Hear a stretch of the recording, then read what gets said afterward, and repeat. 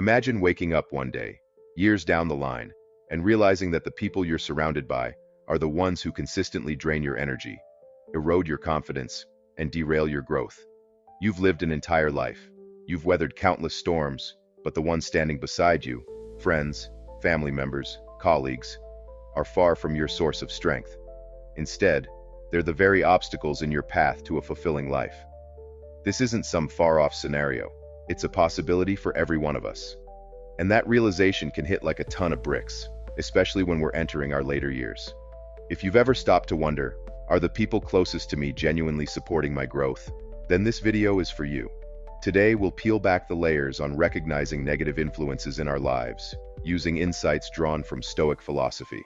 By the end of this video, you'll be equipped to identify toxic behaviors, understand their impact on your mental well-being, and protect your peace in the years that matter most. You might already sense a flicker of concern when you think about certain individuals in your life. Perhaps it's that friend who always seems to steer the conversation toward negativity, or a colleague whose criticisms are never constructive but always belittling. Or maybe it's a family member who feels entitled to an endless supply of emotional support without ever reciprocating. Stoic philosophers like Seneca and Marcus Aurelius place tremendous importance on the company one keeps. They believe that our minds are shaped by our habitual thoughts, conversations, and interactions.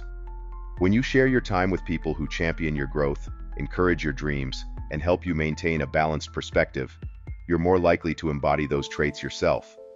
Conversely, if you're constantly exposing yourself to the toxic energy of people who complain, belittle, or manipulate, it's not long before those negative inclinations seep into your own behavior and mindset.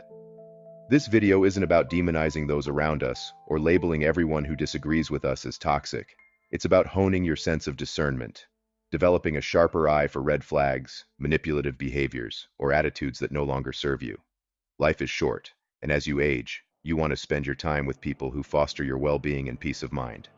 Why emphasize your later years? Because this is the time when you should be reaping the rewards of a life well lived. Think of retirement or any period when you're winding down from your hustle. These are the moments you've looked forward to for decades.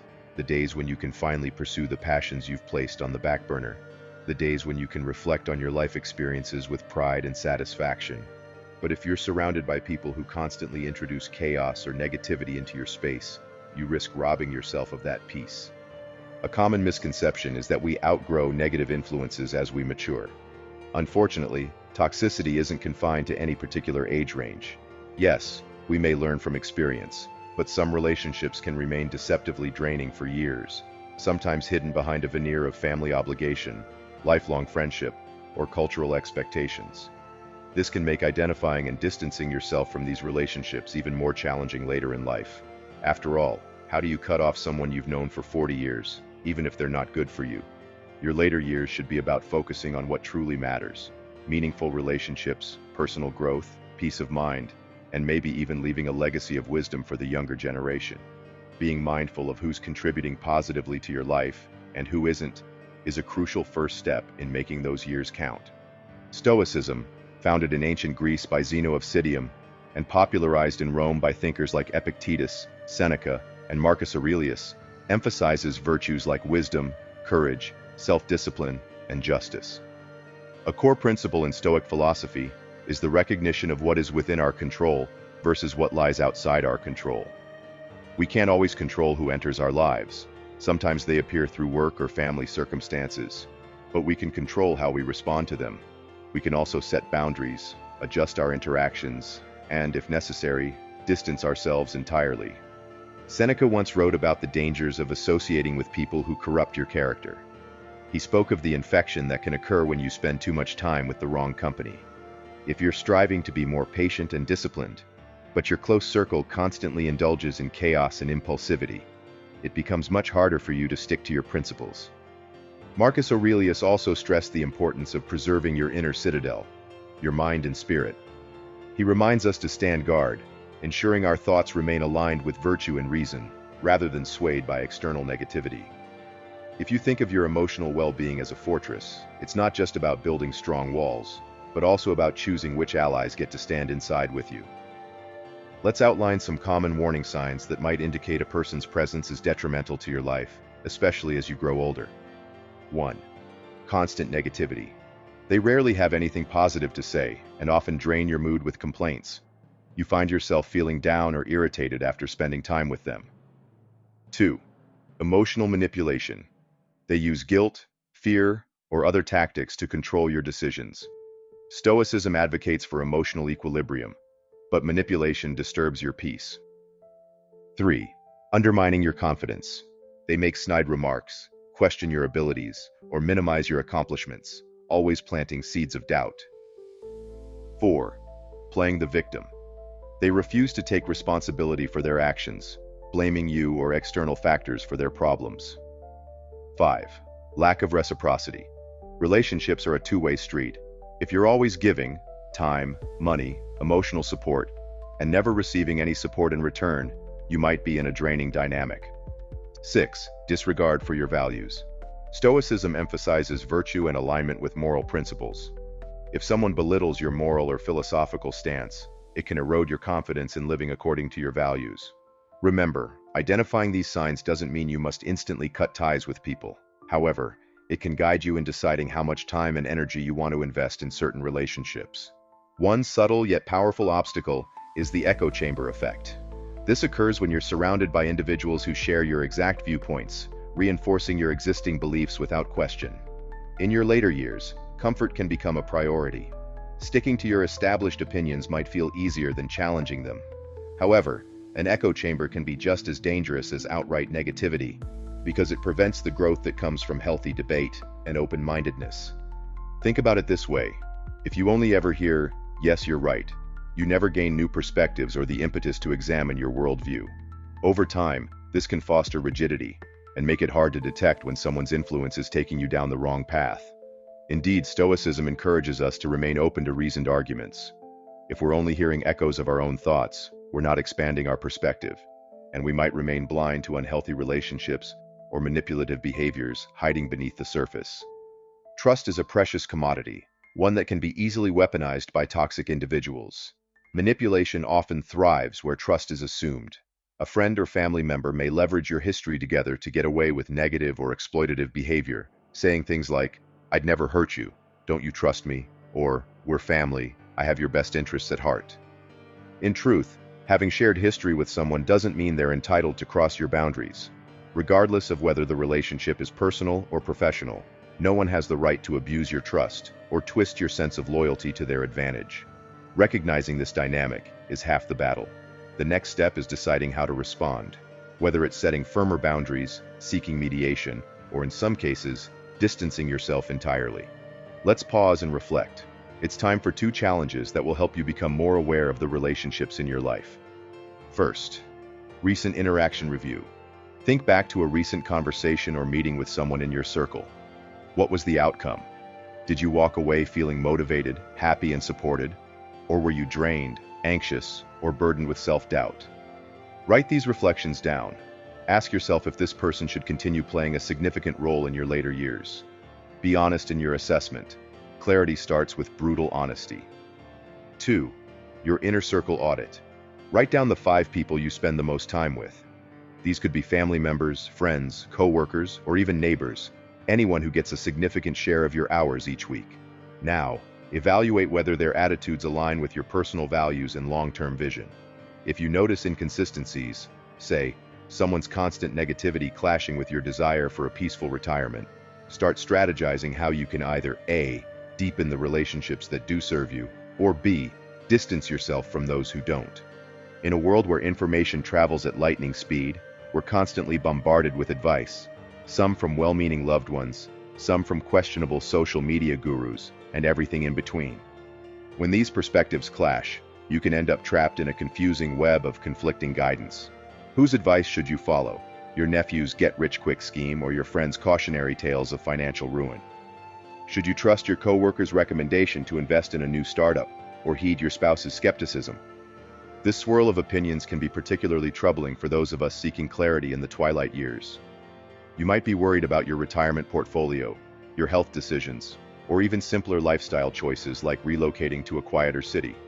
The more voices you let in, especially from individuals who might not have your best interests at heart, the more convoluted your decision-making becomes.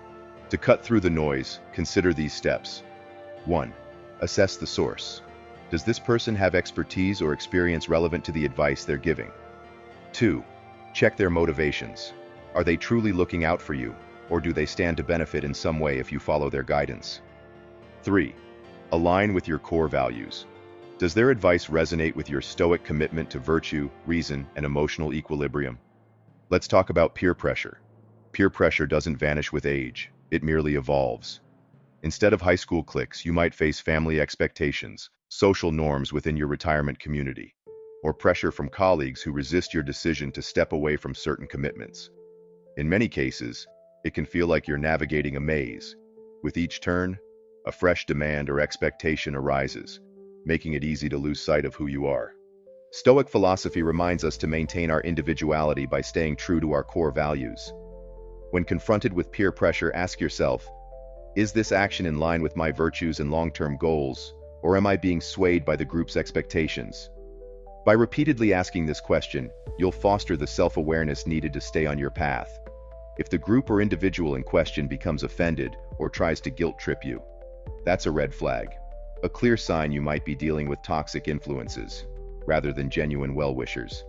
Let's ground this discussion with a realistic case study, a composite scenario reflecting common experiences. Meet Sarah, a 65-year-old retired teacher. Throughout her career, she was devoted to her students, her peers, and her adult children.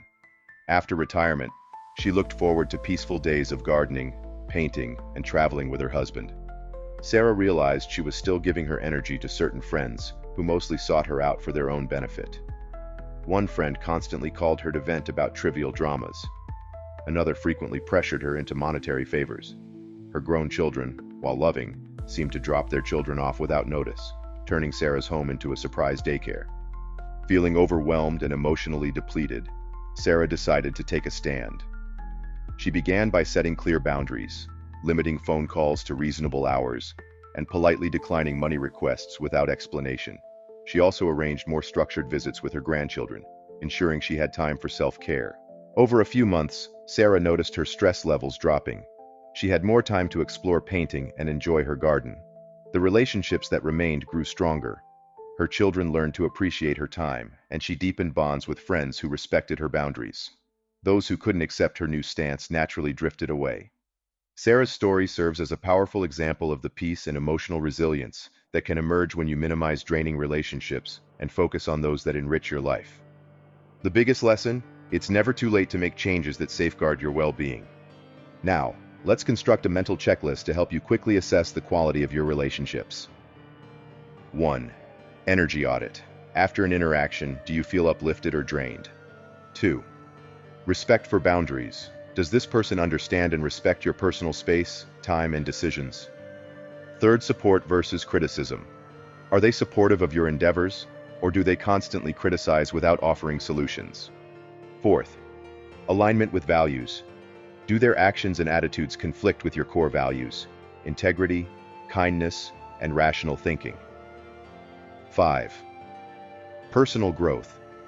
Do they inspire you to learn and grow, or do they hold you back with negativity or excessive dependency?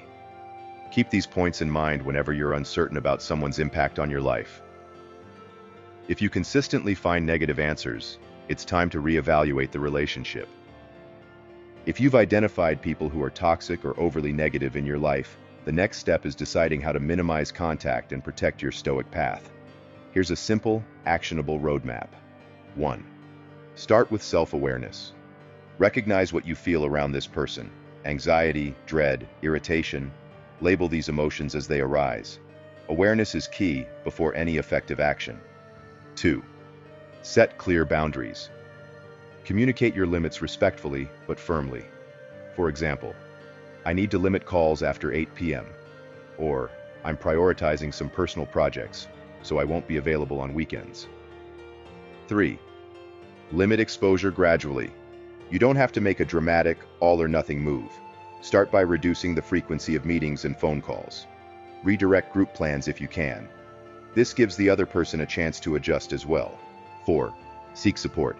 It's easier to make these changes if you have allies, a spouse, a trusted friend, or even a therapist who understands your goals. They can provide perspective and emotional backing. 5. Stay firm yet compassionate. Stoicism advocates emotional restraint and empathy. Avoid confrontation for confrontation's sake. Instead, calmly explain you're focusing on your well-being. Not everyone will take this well, but approaching the situation with calm rationality helps you stand your ground without unnecessary conflict. 6. Prepare for pushback. Toxic individuals might escalate their behavior if they sense you pulling away. They could employ guilt trips, anger, or other manipulative tactics. Be mentally prepared to stand by your decision. 7. Evaluate the outcome. After a period of reduced contact, reassess your emotional health. Has your stress decreased? Are you more at peace? If the results are positive, continue on this path. If the conflict remains or worsens, you might consider a more decisive break. Embarking on a journey of distancing yourself from toxic influences is rarely smooth sailing. You might face internal resistance, feelings of guilt, fear of loneliness, or uncertainty. You might ask yourself, am I doing the right thing? Or, do I have the moral high ground to cut people off? Stoicism teaches us to focus on what is rational and beneficial for our well-being and virtue. If a relationship undermines your emotional equilibrium and keeps you from practicing virtues like patience, compassion, or wisdom, it's within your right to step away. Another obstacle is external pressure. If the toxic individual is well loved by others in your circle, you might get pushback for trying to limit contact. People may not understand your perspective because they haven't experienced the same negativity you have. This doesn't negate your experience or your right to protect your peace. Lastly, there's the fear of burning bridges. In some cases, people can change if confronted with respectful honesty, but change is their choice, not yours. If your attempts at open, empathetic communication fail and they continue to disrespect your boundaries, you must prioritize your mental health. Let's return to the crux of this video, the call to action to implement real, lasting change. We saw how someone like Sarah transformed her life by drawing firmer boundaries and prioritizing her well-being. Now, the spotlight is on you. Reflect. Take a quiet moment after this video to list the top negative influences in your life. Plan. Decide which ones are worth trying to salvage through conversation and which ones are best handled by limiting or ending contact. Act. Over the coming weeks, follow your plan. Notice the improvements in your emotional state, productivity, and peace of mind. This is your life, and time is finite, especially in your later years. The Stoics remind us that our days are numbered, and we should make the most of them by living in accordance with virtue and reason.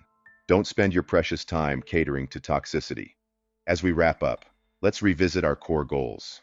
Equip you with the knowledge to identify toxic behaviors and their impact on your mental well-being in later life. Provide actionable insights into maintaining emotional resilience and protecting one's peace from detrimental associations. You now have a roadmap, a set of red flags to watch out for, practical steps for minimizing contact with toxic individuals, and challenges to help you reflect on your current relationships. You've also seen how Stoic principles provide a strong philosophical backbone for making these tough decisions. Marcus Aurelius encouraged us to waste no more time arguing about what a good man should be. Be one. Part of being a good person, someone virtuous, rational, and at peace, is choosing to associate with people who nurture those qualities, not erode them. Remember, this journey is ongoing. You might face new challenges or realize that certain relationships shift over time. Stay alert, remain open to healthy dialogue, and be prepared to distance yourself from persistent negativity. The reward is invaluable, a later life enriched by genuine support, mutual respect, and the freedom to truly enjoy the fruits of your labor.